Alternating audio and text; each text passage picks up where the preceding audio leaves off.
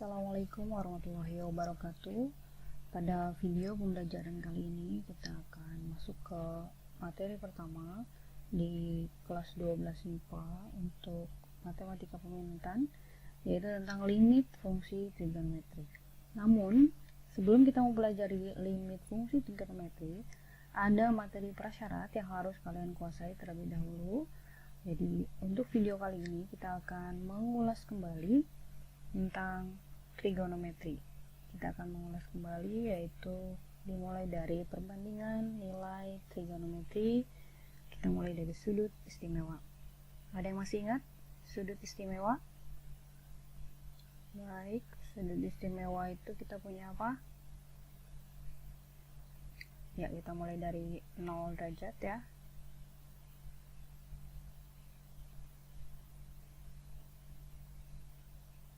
Kita punya 0 derajat, kemudian 30 derajat, 45 derajat, 60 derajat, 90 derajat. Ini misalnya katakanlah ini alfa ya, sudut. Bagaimana dengan nilai sinnya?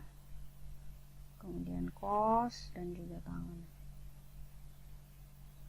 Sin 0 derajat, ada yang masih ingat? Ya, 0 ya.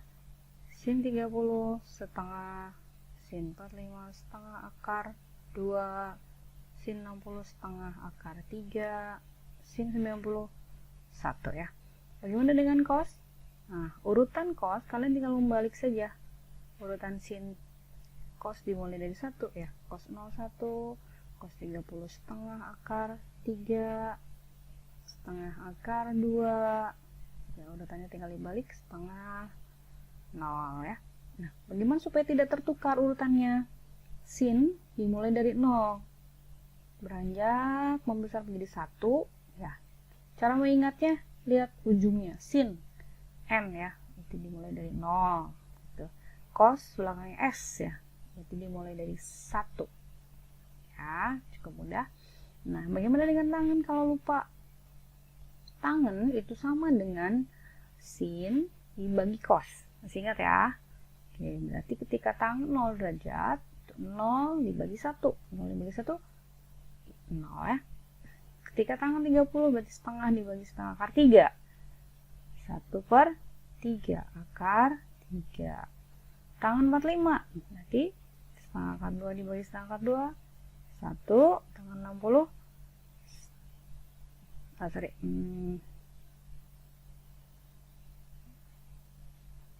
3 ya. Setengah akar 3 dibagi setengah, itu hasilnya akar 3. 1 dibagi 0, 1 dibagi 0 tidak terdefinisi ya. Jadi sudah ingat sekarang ya. Kalau ditanya sin 45, akar 2 ya, cos 0 1 dan seterusnya. Baik. Nah, sekarang kita masih punya ada banyak sudut istimewa lain di berbagai kuadran ya. Kita punya 4 kuadran. Kuadran 1, 2, 3, dan 4. Kuadran 1 itu adalah sudut mulai dari 0 sampai 90 ya. Kuadran 2 90 sampai 180. Kuadran 3 180 sampai 270. Kuadran 4 270 sampai 360. Nah, tadi kita perhatikan di sudut-sudut istimewa kita punya 0, 30, 45, 60, 90. Berarti dia di kuadran 1 ya. Nilainya bagaimana? Apakah ada yang negatif? Tidak ada ya, semuanya positif ya. Kita beri tanda untuk mengingat bahwa di kuadran 1 sin, cos, dan tangen itu semuanya positif ya, semua positif. Bagaimana di kuadran 2? Ada yang masih ingat? Siapa yang positif? Sin ya. Oke, yang lainnya negatif. Ya. Bagaimana kuadran 3?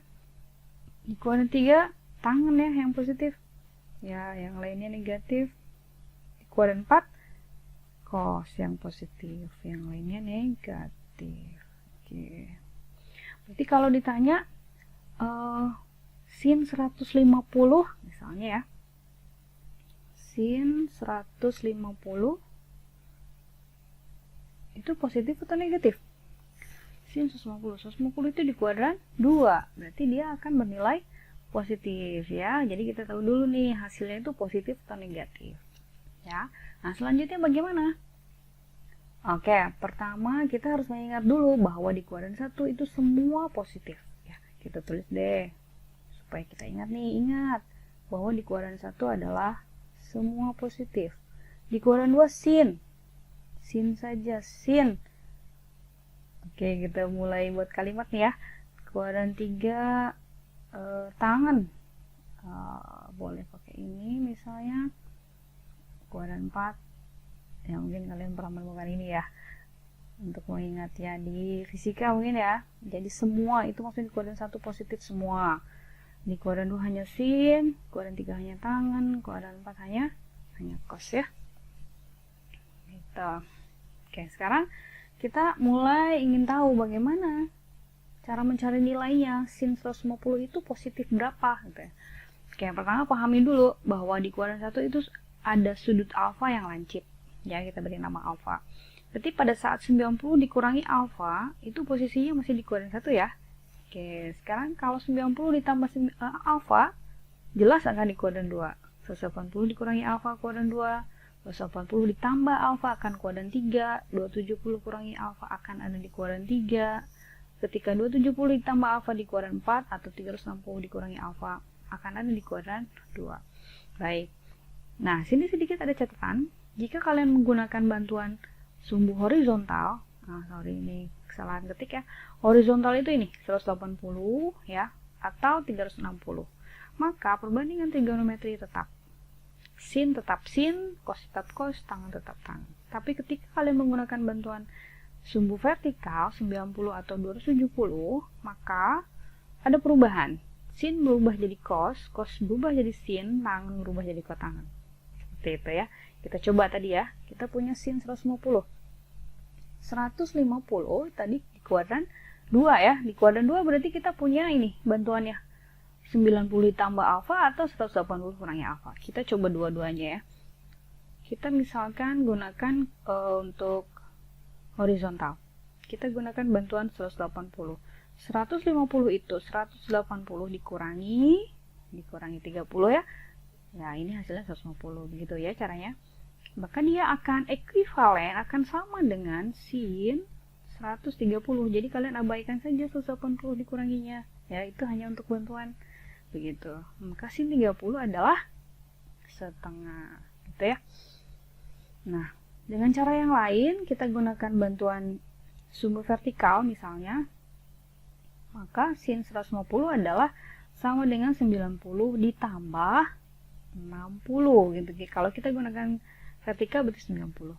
Maka hati-hati, sin harus kalian ubah menjadi cos. Dia akan sama dengan cos 60. Jadi abaikan 90-nya ya. Maka cos 60 setengah. Sama ya. Jadi harus sama hasilnya begitu.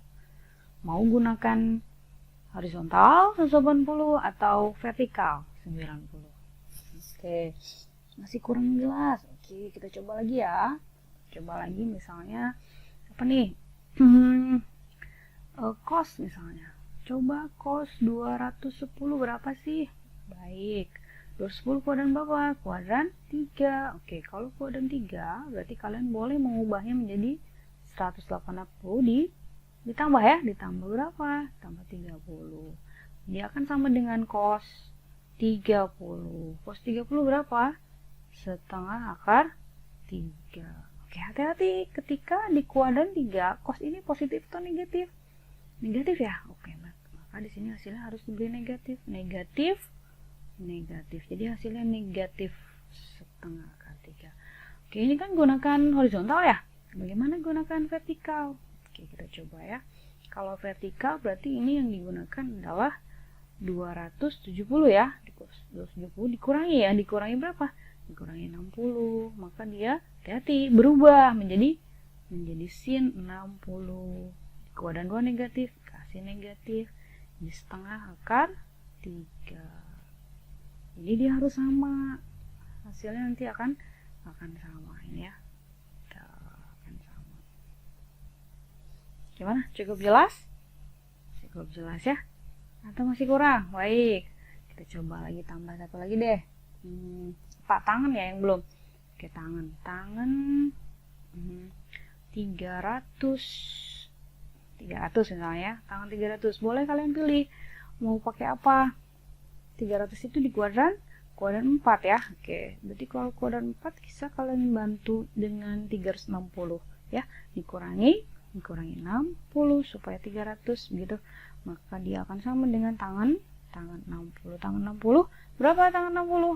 Akar 3. Hati-hati, cek positif atau negatif. Kuadran 4 tangan negatif. Berarti beri tanda negatif gitu. Maka hasilnya akan negatif akar 3. Selesai seperti ini. Cukup jelas? Hari ini kita hanya mengulas kembali tentang perbandingan trigonometri. Silahkan pahami dan selesaikan semua tugas yang diberikan. Terima kasih. Wassalamualaikum warahmatullahi wabarakatuh.